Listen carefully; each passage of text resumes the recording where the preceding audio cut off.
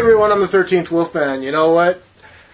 This is just a random video in kind of a way. I'm feeling creative today. I want to talk to you about one of my all-time favorite actors, Steve McQueen. Not Stephen R. McQueen, not his grandson, but Steve McQueen, the king of cool.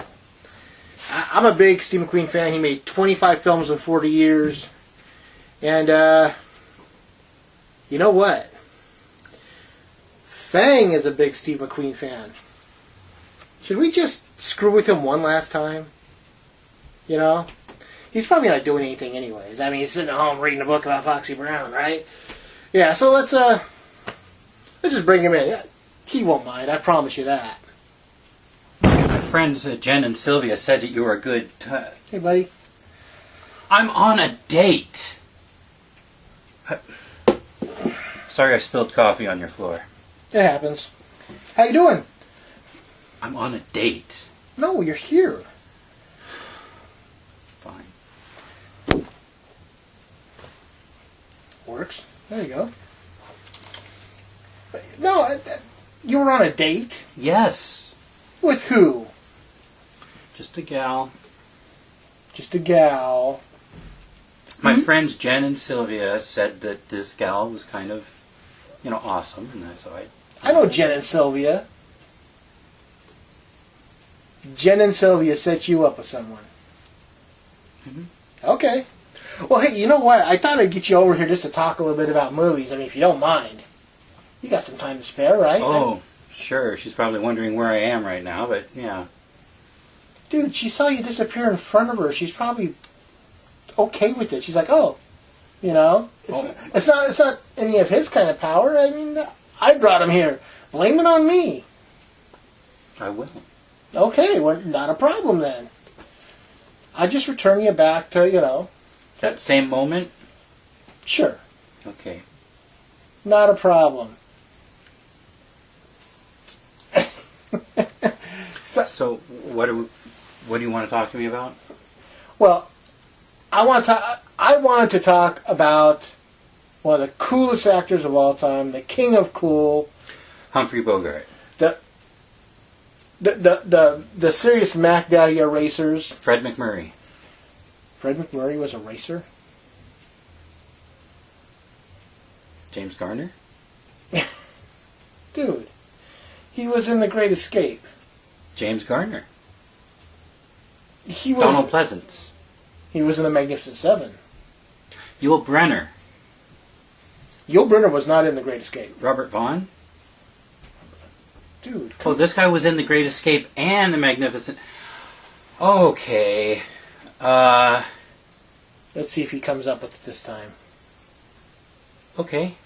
Yeah. Okay. Yeah, he's pretty good. Okay. So let's talk about him. So,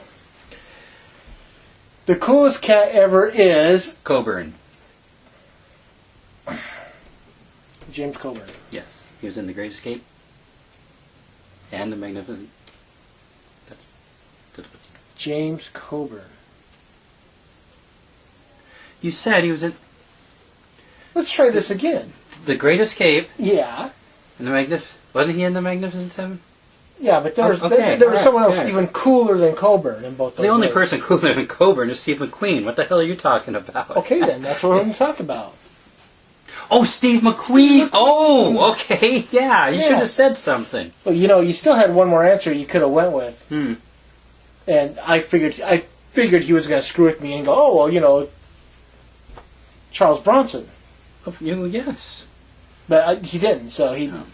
Steve McQueen, man. The king of cool. The Mac Daddy of them all. You said cool. Charles Bronson is like Charles Bronson. Cool doesn't apply to Charles Bronson. No, but does to Steve McQueen. And James Coburn. Yeah. And Jim Garner. Oh, okay, he's just pushing with James Garner. The only time James Garner was cool was when he did Maverick and The Great Escape. Robert Vaughn. He's cool. Give him Robert Vaughn. Yeah. And Steve McQueen, though. Steve McQueen. He's cool. What about Steve McQueen? Well, I mean, let's just talk a little bit about his career. I mean, you know what you know about him, right? I know what I know about him, which isn't much. Tell me what you know about him. What? I popped you in to talk about Steve McQueen, and I figured you. I've only seen the Sand Pebbles once. It's a great movie. Baby the Rain Must Fall. Okay. And Cincinnati Kid. Mm-hmm. And what, The Hunter? Yeah. The Hunter. Yeah, that was his last movie. Great Escape. In fact, I just watched The Great Escape the other day. That's a great movie. And the sad thing is that when you watch it on like regular ad TV with ads in it, it turns out to be like a 5-hour movie, and you're like, dude, it's only it's barely over 2 hours. Yeah. But no, I love Steve McQueen. You know that I've loved him since forever. Towering Inferno. Towering Inferno, dude. I mean, he made 40 films in 25 years. From 1958 to 1981, basically, he made all the movies he could. And you mentioned some of the coolest movies ever. It's like The Sand Pebbles, but Bullet is another big one. The Getaway, the Sam Peckinpah film. I mean, I know his feelings about Peckinpah. If you want to do a movie like Peckinpah, just move like this. And have blood squirting out. Yeah. But the Blob, the Cincinnati Kid, like you said, Baby the Rain Must Fall, Nevada Smith, Tom Horn. I mean, Steve McQueen was the essence of cool for the people in the 1960s. The guy rode his own motorcycles, he raced his own cars, and he made his own movies. And nowadays they ground people for doing stuff like that. Yeah. Any Given Sunday. Yeah, I don't care what Sunday, whatever one you want. Yeah, sounds good to me. You mean okay, with Steve McQueen. Yeah, okay. Yeah, that one too. Yeah, that too. He's married to Ally McGraw, which... Someone had to be. No, I mean, it was just kind of cool. I mean, some of his best friends, at the time, in the late 60s, one of his best friends was Bruce Lee. They would steal each other's Porsches. Bruce Lee would show up and his wife would be like, "Where'd you get this car?" He'd go, "Oh, it's Steve McQueen's." Who doesn't do that, Yeah, who doesn't steal their friend's Porsche? Exactly, I did it once. But you're no Bruce Lee. I only did it once. It was 4 states, and she was of age. That's what you say. That's what the files say. The Mann Act is only... Just you're going to get yourself into so much more trouble. Okay, Buford T. Pusser. There's not enough barbecue sauce in the South for me to barbecue your ass. So what are some of your favorite McQueen films? The ones that you're talking about? Yeah. I mean, but I'm just saying your favorites. I mean, the ones that you just Oh, boy. I really love The Hunter. I know that. I knew that one was going to come up. I love Magnificent Seven, but the movie's great, but part of the reason I love The Magnificent Seven is because I really love the Seven Samurai. The Kurosawa film, yeah. And The Great Escape, like I said, I just watched the DVD a few days ago again, and I was, no matter how many times you see there are some films that no matter how many times you see them, you're just kind of like, they're not. You might want to turn them on as background noise, but you can't because then you start. Then you start watching it, yeah. No, Steve McQueen is the Cooler King, and everyone is in that movie. I see that they're trying to do it. They're trying to do this nowadays. They're trying to do more all-star films, but you just can't get away with what they did back then. Richard Attenborough, Steve McQueen, Charles Bronson, James Coburn, James Garner. I mean, that's just this little bitty handful, and there's like a buttload more that were in that movie, and it did great. Nowadays, everyone's asking for like $1 billion, I gotta have $1 billion, I gotta have $1 billion, so they don't get made. But they try. I mean, I'm with you, Great Escape, The Magnificent Seven. I do love the Kurosawa film, but you know me, I prefer Ron, as my favorite Kurosawa film. But I do love the Magnificent Seven. I have all 4 movies. You know, the many interpretations of Chris. That should be a box set, just the many interpretations of Chris. Well, I mean, Chris is played by Steve McQueen in the first film. And then he's played by, man. Oh, wait, wasn't that Yul Brynner was Chris? No, he was Vin. Oh, okay.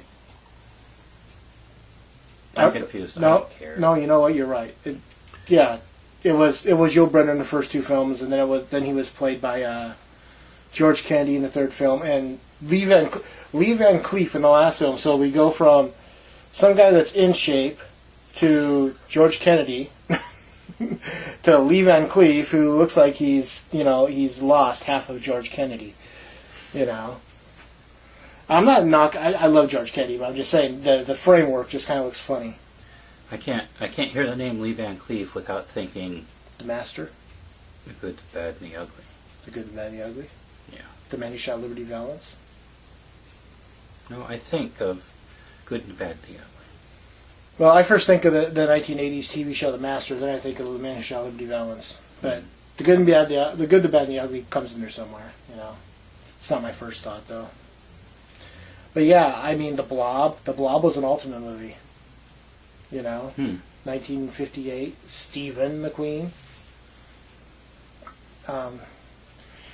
What else you want to know about him, man? I mean, well, it's just there's nothing you really need to know, because cool can't be described; it has to be experienced. It's very true. Which is why he keeps popping me in. I don't know if that's it, but I think you want to get back to your date. Well, now that I've, been kind of imbued with Steve McQueen-ness, I think... you want to try to pawn that Steve McQueen-ness off on this girl? Yeah, hold on, I think the glasses, my reading glasses make me look more intelligent and stuff. Okay. Okay, hold on. This is going to freak her out. I had a coffee when I left. Oh, yeah? Yeah. Now it's on your floor. It happens. Okay, well, I guess Fang's got to go. He's got to go hook up with a little, I don't know, little chick. I don't know if she's Canadian or whatever. I know the Jen and Sylvie are, but I don't know what she is. But hey, you want to get back to your date? I will try to pop you back to the exact time you left. Thank you. And this is a pleasure. Don't get me wrong. I just would like a little more, warning. How much more warning do you need? Like, hey, Fang, tomorrow I'm going to pop you in. Okay. Hey, Fang, tomorrow I'm going to pop you in. Oh, now... No. So, that's our little discussion. I don't know if it really went anywhere, but if you want to, you can like, subscribe, and share, and comment down below for the 13th Wolfman, which is me. I'm on the prowl.